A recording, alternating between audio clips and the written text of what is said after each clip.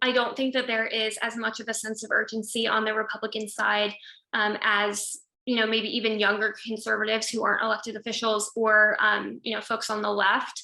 I will say I think that is because there is kind of a knee-jerk pushback to Democratic politicians saying we have 12 years to tackle climate change. The world is going to end in 12 years if we don't address climate change. I think they've kind of overreacted to that sort of rhetoric and are trying to push back against it.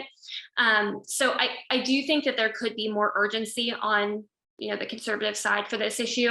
I also think that the environmentalist movement as it stands turns a lot of folks away with alarmist rhetoric and saying, we only have 12 years to tackle this issue, or climate activists stopping traffic and, extending folks' commutes an hour.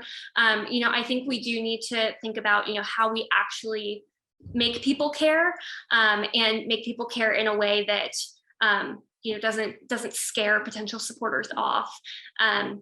And something that my organization has done to kind of address that is we do local action events where our activists plant trees or they clean up their community. And it gives them a stake in the environment in their own backyard that I think makes them more motivated to advocate for solutions on the federal level, because they see, I made an impact in my community. I want to continue making an impact by lobbying for this legislation on the federal level or going to a fly-in with ACC.